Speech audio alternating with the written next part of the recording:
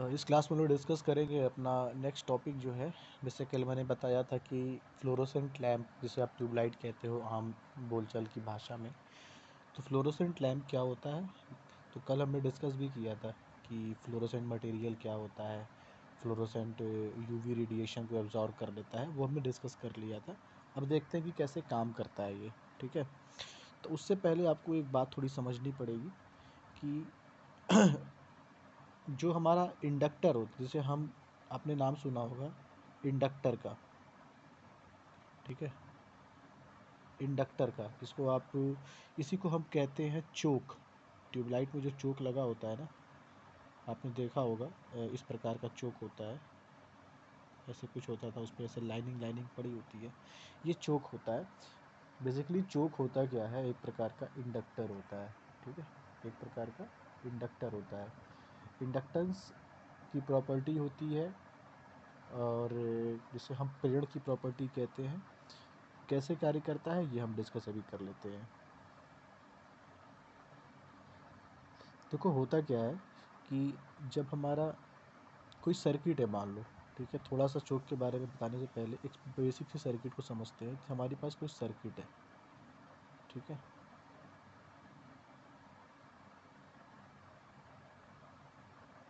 ये सर्किट है।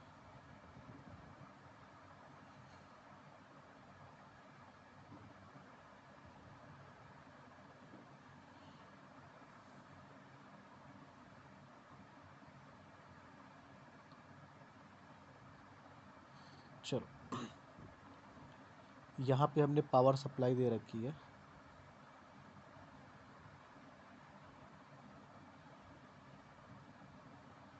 बैटरी द्वारा, मान लिया कि पावर सप्लाई है, वी वोल्ट की बैटरी है, ये एक रेजिस्टेंस है, ये एक इंडक्टर है।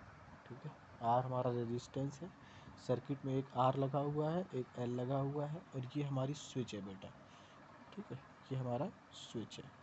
ठीक है, ये ग्रीन वाला हमारा स्विच है।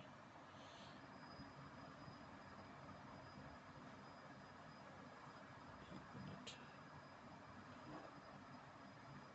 स्विच अभी क्या है, अभी ओपन कंडीशन में, स्विच अभी ओपन है। ठीक है, तो बैटरी क्या करेगी, जो हमारा वोल्टेज या बैटरी आप कह लो, यहाँ से क्या होगा, यहाँ से करंट निकलती है और इस सर्किट के थ्रू होकर के क्या होगी, वापस यहाँ पे पहुँचेगी। ठीक है, यही होता है ना, करंट यहाँ से निकलेगी, अगर सर्किट क्लोज होगा तो करंट यहाँ से फ्लो करेगी और ऐसे करते हुए वापस आ जाएगी, यही होता है। बट अभी क्या है, अभी के केस में सर्किट हमारा ओपन है। ठीक है, सर्किट ओपन है, तो सर्किट को अगर हम क्लोज करते हैं, यानी स्विच को हम क्लोज करते हैं, क्लोज करने का मतलब क्या है, हमने स्विच को ऑन कर दिया, तो जैसे ही हम ऑन करेंगे, ये जो ओपन चीज़ है ये आकर के यहाँ बंद हो जाएगा, ये ऐसे ही बंद हो जाएगा। ठीक है, जैसे ही बंद होगा तैसे ही अब करंट जो है यहाँ से निकल के ऐसे सर्किट में होते हुए ऐसे जाते हुए और वापस यहाँ आ जाएगी, और ये करंट का फ्लो होने लगेगा। आपको पता है जब सर्किट क्लोज होती है तभी करंट का फ्लो होता है, सर्किट ओपन रहती है करंट का फ्लो नहीं होता है। ठीक है, तो सर्किट अगर क्लोज हो गया, मैंने स्विच को ऑन कर दिया, तभी करंट का फ्लो होगा। ये तो क्लियर है। ठीक है, अब देखो क्या है कि जैसे ही हमने सर्किट को क्लोज किया, ठीक है, तो अब जो हम जो बात करते हैं, इसको मैं बंद कर देता हूँ, इसको मिटा देता हूँ, दिमाग में इसको बैठा लो, इस फिगर को। हम आते हैं आगे की चीज़ों में। ठीक है, इसी प्रकार से जो हमारा एक फॉर्मूला होता है, E equal to minus N या E equal to minus L D I by D T, ये ईएमएफ का फॉर्मूला होता है इंडक्टर के केस में। जब हमारा इंडक्टर लगा होता है किसी सर्किट में, इंडक्टर को ही हम कॉइल कहते हैं बेटा, चोक कहते हैं। क्योंकि हमारा चोक जो है वो ट्यूबलाइट में लगा होता है, तो मैं बता रहा हूँ कि कैसे वो कार्य करता है। E equal to minus L D I by D T होता है ना। अब मान लो, ठीक है, कि एल का कोई मान है, ठीक है, L N D I by D T, हम सबके मान को कुछ ना कुछ मान लेते हैं, लेकिन मेन जो हमारी चीज़ है वो है ये वाला term D I by D T. D I क्या है, what is D I? D I है चेंज इन करंट। क्या है? Change in current. और डी टी क्या है? Change in time.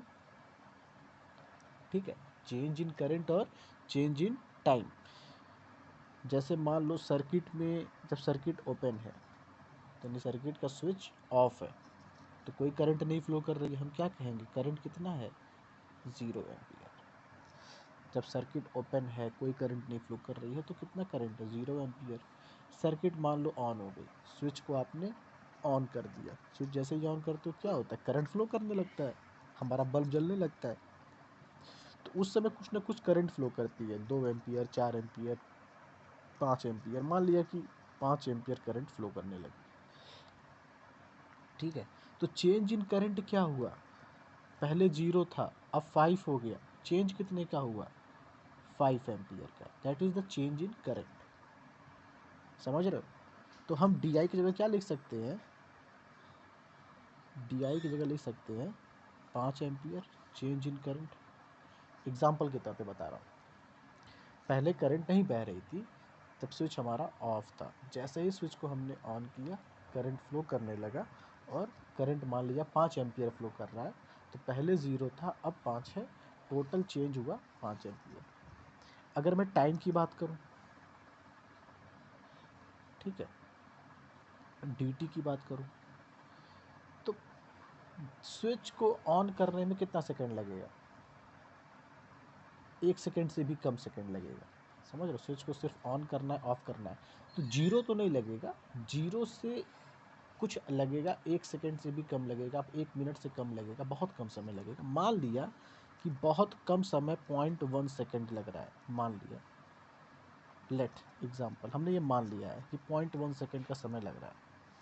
ठीक है, तो अब क्या होगा? चेंज इन टाइम क्या हो गया? 0.1 सेकंड। तो अगर हम D I by D T का मान निकालें, जो यहाँ पे दिया हुआ है D I by D T का मान, तो ये D I by D T का मान क्या होगा? कुछ ज़्यादा वैल्यू मिलेगी हमको,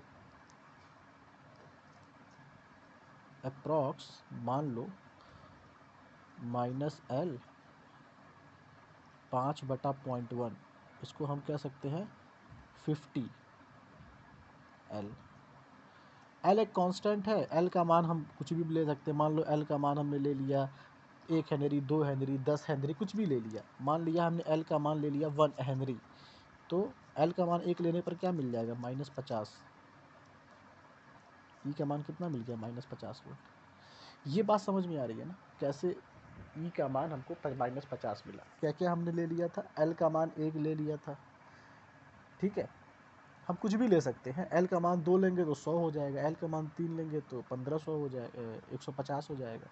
तो हमने आसानी के लिए L का मान 1 ले लिया, ठीक है, एकदम इजी करने के लिए। जो भी हम मान लेंगे, हमको EMF जो है, इलेक्ट्रोमोटिव फोर्स, यानी कि जो हमारा विद्युत वाहक बल का मान कितना आया है? -50 वोल्ट आया है। ठीक है, अब देखो क्या होता है। ये कॉन्सेप्ट समझ में आया ना? ठीक है,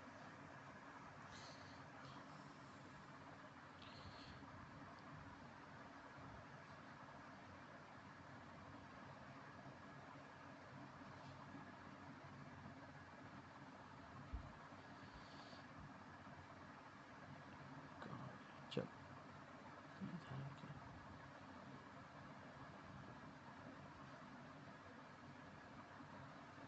ये देख लो, ठीक है,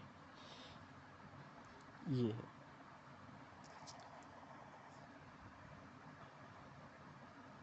देखो ये जो हमारी ट्यूबलाइट है ना, ये जो बीच में दिख रहा है, ये जो ट्यूबलाइट है, मैंने कल बताया था कि इस ट्यूब के अंदर आर्गन गैस होती है, ठीक है, पारद यानी कि कुछ Hg के मॉलिक्यूल्स भी होते हैं, पारे के मॉलिक्यूल्स भी होते हैं। तो होता क्या है कि ये आयरन के ये जो अंदर के गैसेस हैं इसके अंदर, ठीक है, इन गैसों को हमको आयोनाइज करना है। क्या करना है? आयोनाइज करना है, मतलब इनको आयंस के फॉर्म में ब्रेक करना है। तो किसी भी गैस को आयंस के फॉर्म में ब्रेक करना होगा या आयोनाइज करना होगा, तो आप क्या करते हो? आप उसको हाई वोल्टेज अप्लाई करते हो, ज़्यादा वोल्ट तक ये अप्लाई करना पड़ता है। समझ रहे हो? जैसे मान लो हमारे घर में जो सप्लाई आती है वो 220 वोल्ट की आती है, तो 220 वोल्ट पे नॉर्मल जो आर्गन गैस है, नॉर्मल जो नियॉन गैस है, वो आयोनाइज नहीं होगा, उसके आयंस में ब्रेक नहीं होगा। उसके लिए हमको ज़्यादा गैस की आवश्यकता, यानी ज़्यादा वोल्टेज की आवश्यकता है, हाई पोटेंशियल की आवश्यकता है। ठीक है, तो मान लिया कि 300 पे हो जाता है या 400 पे हो जाता है या 500 पे हो जाता है, मतलब 220-230 से ऊपर हमको वोल्टेज चाहिए। ठीक है, तो अभी जो मैंने आपको एक चीज़ बताया था, E इक्वल टू -50 आया था, E इक्वल टू -50 आया था। ठीक है, मान लो L का मान हम वहाँ पे 1 लिए थे, हम L का मान 2 ले लेते हैं, सपोज L का मान 2 ले लेते हैं, तो E का मान कितना आ गया, -100 आ गया, तो हम 100 लेके चल रहे हैं। ठीक है, थोड़ा सा रिजनेबल हो जाएगा। L का मान हमने ले लिया -100 और हमारे पास 220 वोल्ट ऑलरेडी है, 220 वोल्ट ऑलरेडी हम सप्लाई दे रहे हैं। ठीक है, तो अब ये जो -100 वोल्ट है, ये वोल्टेज चोक के एक क्रॉस इस्टेब्लिश हो जाता है, यानी जो चोक है उसके क्रॉस कितना वोल्टेज आ जाएगा, -100 का। और 220 चूँकि हम अलग से दे रहे हैं, तो 220 में ये 100 जुड़ जाएगा, तो अप्रॉक्स 300-320 के आसपास हमको वोल्टेज मिलने लगेगा। और वो 300-320 जो वोल्टेज मिलेगा, वो इसके अंदर के जो ट्यूब है हमारा, इस ट्यूब के अंदर के जो आर्गन के पार्टिकल्स हैं, आर्गन या नियॉन की गैसेज हैं, इनको क्या करता है, इनको आयोनाइज करने के लिए सफिशिएंट होता है। तो यहाँ से ये समझ में आया कि चोक का काम क्या है। मैं डाटा पे नहीं जा रहा हूँ कि 100 है कि 50 है कि 80 है, मैं सिर्फ इतना कहना चाह रहा हूँ कि 220 volt is not sufficient to ionise the argon और नियॉन और mercury gas inside the fluorescent tube itself. तो हमें क्या करना है, हमें हाई वोल्टेज को अप्लाई करना है, बट हमारी मजबूरी क्या है कि हमारे घर में 220-230 वोल्ट ही आता है, इससे ज़्यादा वोल्टेज हम अप्लाई कर ही नहीं सकते हैं। ठीक है, समझ रहे हो?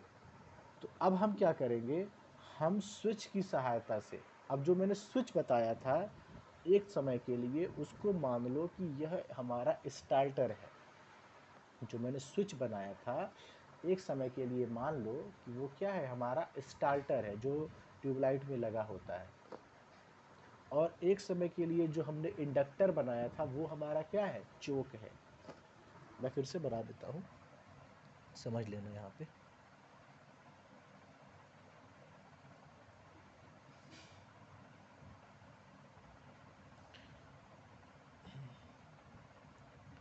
देखो मैंने ये जो स्विच बनाया है, इसको सर्किट है, ये L है,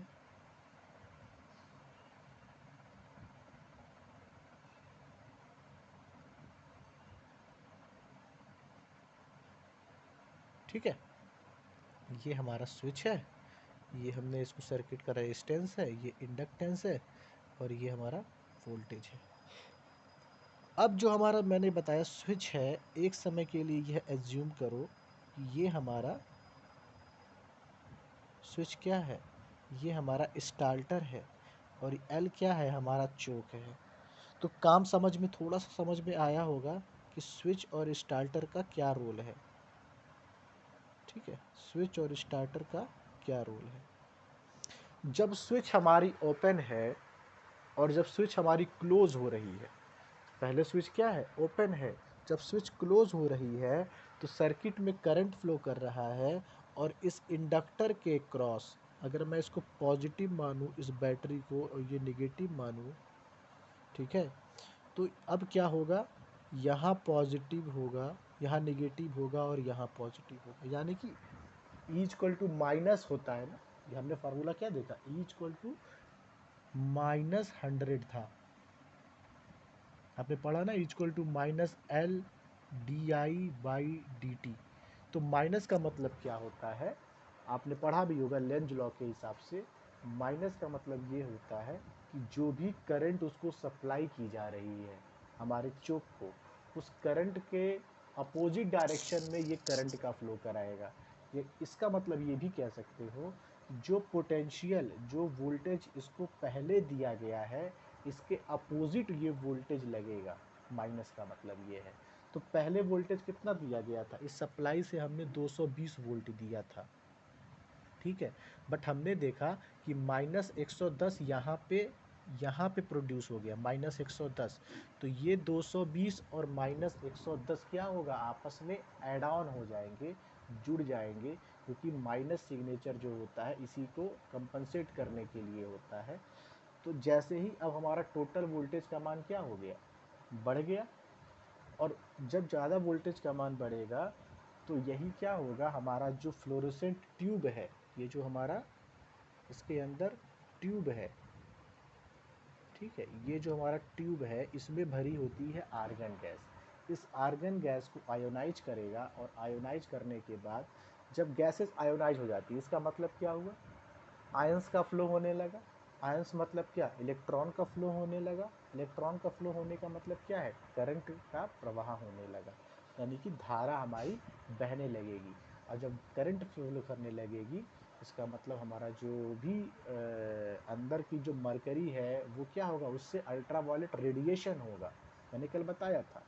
और जो भी रेडिएशन होगा, फिर जो बेरियम ऑक्साइड की जो हमने कोटिंग कर रखी है इसके अंदर, बेरियम ऑक्साइड की, और भी जो केमिकल एलिमेंट्स हैं, तो अब उससे हमको विजिबल लाइट, यानी कि दृष्ट प्रकाश हमको दिखाई देने लगेगा, ठीक है। तो एक छोटा सा, और ये जो कॉन्सेप्ट है वो इसी प्रकार से है। फिर क्या होता है, अब मैं आपसे पूछ लूँ, कोई दिक्कत हो। अब मैं यहाँ पे सर्किट जो है कैसे होता है, ट्यूबलाइट का कनेक्शन कैसा होता है, उसको बताने जा रहा हूँ। फिर समझ में थोड़ा सा आएगा और आपको क्लियर आएगा। जैसे ये हमारा एक ट्यूबलाइट है, ठीक है। इस ट्यूबलाइट के अंदर होते हैं फिलामेंट्स, एक तरह से इलेक्ट्रोड कह लो, ठीक है। इस कॉर्नर पे इलेक्ट्रोड होता है, और एक इस कॉर्नर पे इलेक्ट्रोड होता है, दोनों कॉर्नर पे इलेक्ट्रोड होता है। इस इलेक्ट्रोड का मतलब एक तरह से वायर ही है। इस इलेक्ट्रोड का एक सिरा जो है ऐसे जाएगा, और ये चोक है इस प्रकार से, और दूसरा सिरा जो है इलेक्ट्रोड का ऐसे जाएगा, एक मिनट,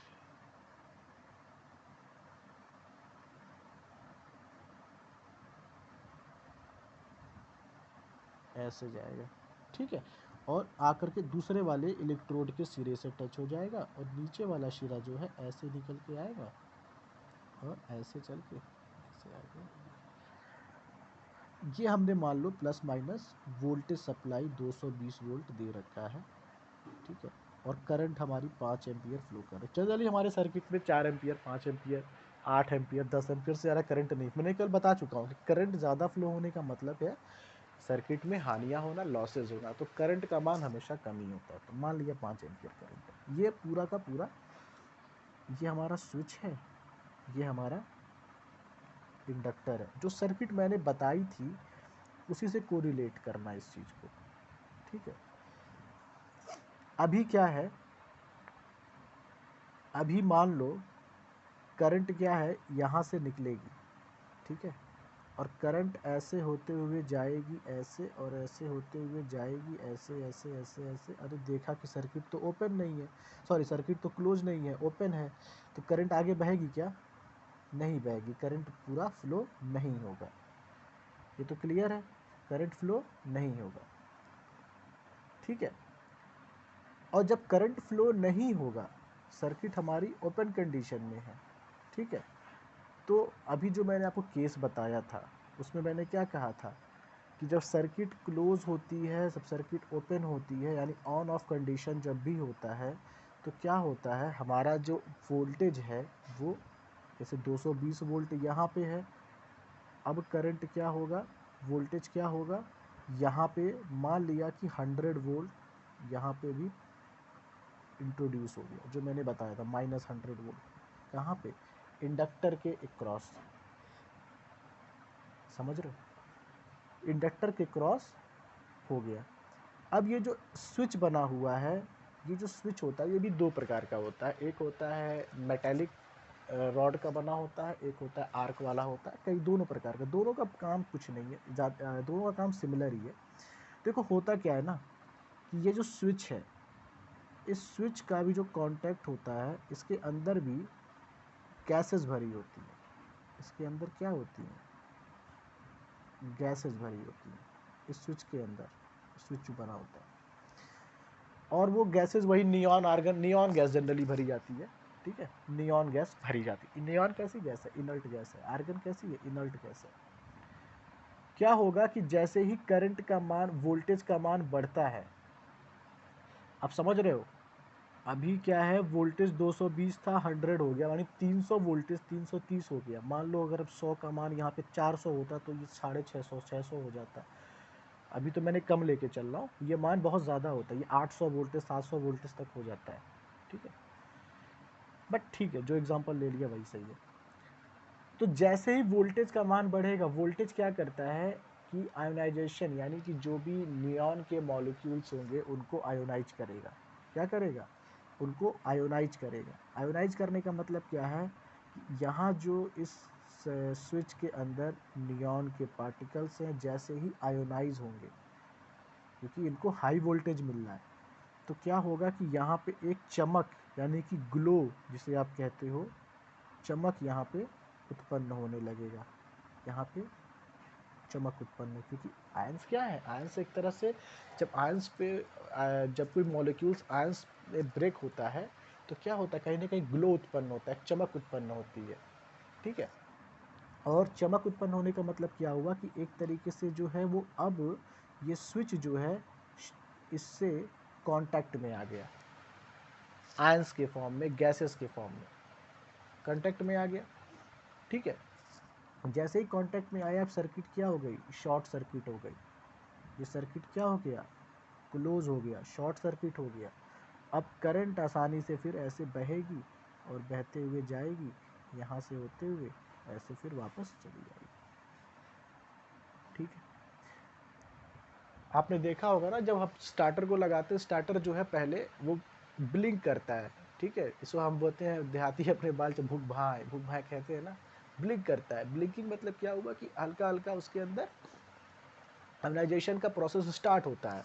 यही प्रोसेस होता है जो मैंने यहाँ बताया कि पहले ये आयोनाइज होगा, ठीक है। आयोनाइज जब हो जाएगा प्रॉपर तरीके से धीरे धीरे, तो अब जो यहाँ के फिलामेंट्स लगे हुए हैं, यहाँ जो फिलामेंट्स लगे हुए हैं, इसके अंदर जो गैसेस बची हैं, इनको भी तो आयोनाइज होना है।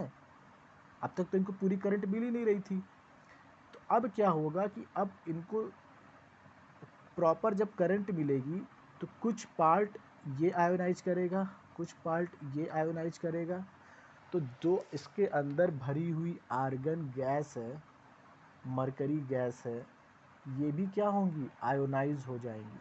और जैसे ही ये आयोनाइज हो जाती हैं, तैसे ही एक शॉर्ट सर्किट करंट यहाँ से, भाई आयोनाइज होने का मतलब यही है ना कि अब आयंस क्या हो गए, इलेक्ट्रॉन्स में ब्रेक हो गए, इलेक्ट्रॉन्स का फ्लो होने लगा, ठीक है। तो अब करंट जो है प्रॉपर यहाँ से फ्लो करने लगेगी, प्रॉपर इसमें करंट का फ्लो होने लगेगा। अब एक बार यहाँ करंट का फ्लो हो गया तो सर्किट का आप नेचर जानते हो कि एक बार जब यहाँ से करंट, जैसे करंट यहाँ से निकली और करंट ऐसे गई, अब करंट ऐसे वापस आ जाएगी। अब सर करंट यहाँ वापस नहीं जाएगी, क्यों नहीं जाएगी, क्योंकि जैसे जैसे करंट यहाँ फ्लो होगा, ठीक है, अब शॉर्ट सर्किट ऊपर था, तो ये हमारा जो कांटेक्ट है ये धीरे धीरे फिर क्या होता है, ओपन हो जाता है। उसका रीज़न होता है, यह कांटेक्ट क्या होता है, धीरे धीरे ओपन हो जाता है, फिर से वापस इस कंडीशन में आ जाता है, ओपन कंडीशन में आ जाता है, इस कंडीशन में आ जाता है। जब इस कंडीशन में आ जाएगा तो सारी की सारी करंट हमारी यहाँ से फ्लो करने लगेगी, ठीक है, क्लियर है। जब करंट यहाँ से फ्लो करेगी तो अब इसके अंदर का मैकेनिज्म क्या है कि आर्गन गैस आयोनाइज हो गई, ये आयोनाइज हो गया, तो जो अल्ट्रा वायलेट रेडिएशन होगा वो भी ज़्यादा होगा। और जो हमने बताया था कि बेरियम ऑक्साइड की कोटिंग होती है इस ट्यूबलाइट के चारों तरफ, ठीक है, इसके चारों तरफ बेरियम ऑक्साइड की जो कोटिंग होती है, इसकी वजह से हमको विजिबल लाइट यानी दृश्य प्रकाश हमको देखने को मिलने लगता है। ठीक है, इसीलिए अब हम इसको निकाल भी दें अपने सर्किट से, इस चोक को हम हटा भी दें, तो कोई फ़र्क नहीं पड़ेगा हमारी सर्किट पे। क्यों? क्योंकि इसका काम सिर्फ इतना था कि इसको इग्नाइट करने के लिए, इस आर्गन गैस को, ट्यूबलाइट के अंदर की जो आर्गन गैस है, इसको इग्नाइट करने के लिए, इसको स्टार्ट करने के लिए रिक्वायरमेंट थी हाई वोल्टेज की। उस हाई वोल्टेज को प्रोड्यूस करने के लिए काम आया। और हाई वोल्टेज प्रोड्यूस करता नहीं जाएगा, उसको कंट्रोल भी करेगा, जो अपने आप को ओपन करके। ये सर्किट अगर ओपन नहीं होगी तो अभी ये 100 वोल्ट है, फिर ये 200 वोल्ट मान लो होगा, 600 वोल्ट हो गया, 800 वोल्ट हो गया, तो वोल्टेज तो बहुत बढ़ता चला जाएगा ना रैपिडली। तो ये चीज़ें नहीं होती हैं। ठीक है, एग्जाम्पल के लिए ये चीज़ें इतनी ज़्यादा नहीं बढ़ती हैं। ये सर्किट से क्या होता है, एक तरीके से ओपन हो जाता है, क्योंकि हमारी सर्किट जो है वो कंप्लीट हो जाती है इसी तरीके से कि सोर्स हमारा निकला, यहाँ से आया और यहाँ से मिला। तो आपको समझ में आया कि चोक का काम और स्टार्टर का काम और सर्किट कैसे करती है। चोक का काम क्या है कि इनिशियली जो भी हमारे इलेक्ट्रोड लगे हैं ट्यूबलाइट के दोनों सिरों पे, उसमें इतना हाई वोल्टेज को प्रोड्यूस करना है कि उसका आयोनाइजेशन हो जाए जो वहाँ प्रेजेंट गैसेस हैं। लेकिन आयोनाइजेशन कैसे होगा? जब सर्किट को हम ओपन और क्लोज करेंगे। तो ओपन और क्लोज करने के लिए हमको स्विच चाहिए होगा, यानी कि हमको स्टार्टर चाहिए होगा जो इस मान को कंट्रोल करे, नियत करे, स्विच के मान को उसको मैनेज करे। तो इसीलिए पहले जो होता है, स्टार्टिंग में ट्यूबलाइट के अंदर करंट नहीं फ्लो करती है। स्टार्टिंग में जो करंट होती है वो मैंने पहले बताया कि इस यहाँ से होते हुए तो जाती तो है, बट यहाँ से होते हुए स्विच के अंदर जाती है। और स्विच के अंदर जो नियॉन गैस है, जो उसके अंदर इनर्ट गैस है, पहले उसको इग्नाइट करती है। स्मॉल है, छोटा सा अमाउंट है, छोटा सा होता है, जल्दी हो जाता है छोटे से वोल्टेज से। और जब वो हो जाता है, वहाँ ग्लो स्टार्ट होता है, और फिर वहाँ से होते हुए फिर ट्यूबलाइट के दूसरे सिरे पे जा कर के करंट का फ्लो होता है। ये प्रोसेस एक बार में नहीं होता है, ये तो मैंने सिर्फ एक बार कहा, ऐसे बार बार होगा। ठीक है, 2 मिनट। फिर क्या होता है कि स्टार्टिंग में जो ट्यूबलाइट के एक सिरे यानी कि पहले इलेक्ट्रोड और दूसरे इलेक्ट्रोड पे जो स्पार्क प्रोड्यूस होता है, जो आर्गन गैस का जो आयोनाइजेशन होता है, वो इतना ज़्यादा नहीं होता है कि पूरी की पूरी करंट फ्लो करने लगे। तो स्टार्टिंग में आपने देखा होगा कि ट्यूबलाइट से थोड़ा सा स्पार्क हुआ, फिर बुझ गया, स्पार्क हुआ फिर बुझ गया, ऐसा होता है ना। ट्यूबलाइट स्टार्ट 2-4 बार पहले थोड़ा सा स्टार्ट होता है, वो कोशिश करता है अपने आप को पहले इग्नाइट करने की, लेकिन उतना हाई वोल्टेज जब तक उसको मिलेगा नहीं, तब तक वो कम्प्लीटली इग्नाइट नहीं होगा, कम्प्लीटली उसका स्पार्क नहीं आएगा। तो चोक और स्टार्टर मिल करके यही काम करते हैं कि इसकी वैल्यू को इतना बढ़ा देते हैं कि ईजिली हमारा ट्यूबलाइट जो है वो स्पार्किंग को प्राप्त कर ले। और एक बार स्पार्किंग प्राप्त हो गया तो स्विच का काम हमारे लिए ख़त्म हो गया, क्योंकि शॉर्ट सर्किट कंडीशन में आपने पढ़ा होगा या आप लोग जान भी लो, जब शॉर्ट सर्किट होता है तो करंट शॉर्ट सर्किट वाले पाथ से ही फ्लो करती है। तो करंट अब ऊपर क्यों जाएगी जब उसको नीचे शॉर्ट सर्किट मिल गया, वो भी आयंस मिल गए। आयंस इतने बेहतरीन कंडक्टर होते हैं भाई। वायर में तो रेजिस्टेंस होता है ना, तार में रेजिस्टेंस कुछ तो होता है, लेकिन आयंस में क्या रेजिस्टेंस होना है, बहुत कम होता है, मिनिमम होता है। ठीक है, तो ईजिली फ्लो करने लगते हैं, इसलिए ऊपर वाली सर्किट हमें डिस्कनेक्ट है। इसीलिए कहा जाता है कि जब स्टार्टर का एक बार काम हो गया तो हम सर्किट से निकाल भी दें, तब भी ट्यूबलाइट हमारा चलता रहेगा। अब इसी कहानी को जो अपनी किताबों में पढ़ोगे ना, तो थोड़ा सा कॉन्सेप्ट यही है। थोड़ा तुम्हें चीज़ें मिलेंगी तो बेहतरीन तरीके से उसको और एक बार देख लेना, उसको समझ लेना, क्या उसकी लैंग्वेज है, क्या उसकी भाषा है। बट जो बेसिक कॉन्सेप्ट है वो यही है कि इंडक्टर एज अ चोक और स्टार्टर एज अ स्विच। जो पहला फिगर मैंने बताया था, ये वाला फिगर, सॉरी,